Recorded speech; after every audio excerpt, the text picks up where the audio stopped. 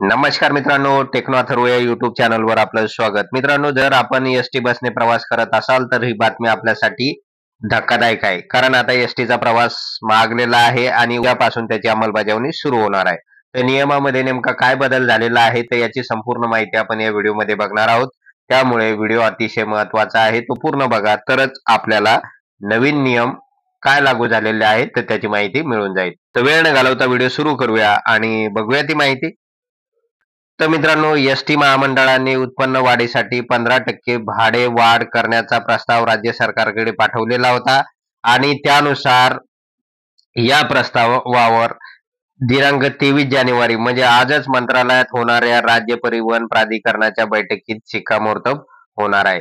कारण मित्रांनो, मागील अनेक दिवसापासून एसटी महामंडळ अत्यंत तोट्यात चाललेलं आहे. तर याचं प्रमुख कारण म्हणजे जे काही फुकट सुविधा अनेक ठिकाणी दिल्या जात आहे, 50% तिकिटामध्ये सूट दिला जात आहे.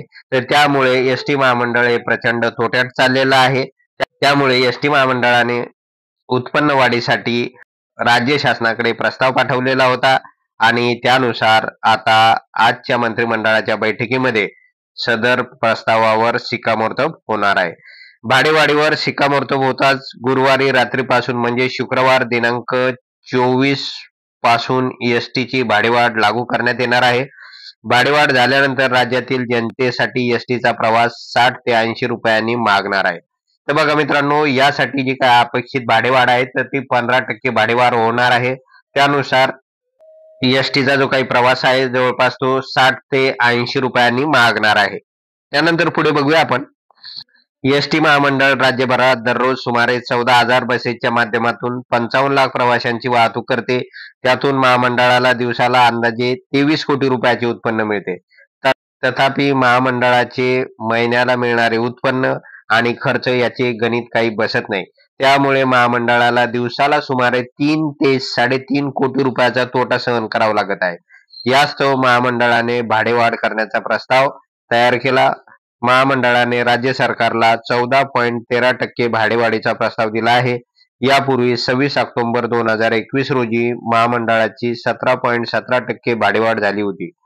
तर बघा मित्रांनो, एसटी महामंडळाला दररोज 3 ते 3.5 कोटी रुपयाचा तोटा सहन करावा लागत आहे आणि या तोट्यामुळेच भाडेवाढ होणे अपेक्षित होतं. त्यामुळे एसटी महामंडळाने राज्य सरकारकडे हा प्रस्ताव सादर केलेला होता आणि आजच्या मंत्रिमंडळाच्या बैठकीमध्ये या प्रस्तावाला मान्यता मिळणार आहे आणि त्यानुसार उद्यापासूनच एसटी महामंडळाच्या तिकिटामध्ये 60 ते 80 रुपयाची वाढ होणार आहे. तर मित्रांनो, अशा प्रकारची माहिती एसटी महामंडळासंदर्भात होती. त्यामुळे जर आपणास हा व्हिडिओ आवडला असेल तर व्हिडिओला लाईक करा, चॅनलला सबस्क्राईब करा आणि हा व्हिडिओ जास्तीत जास्त लोकांपर्यंत शेअर करा. धन्यवाद.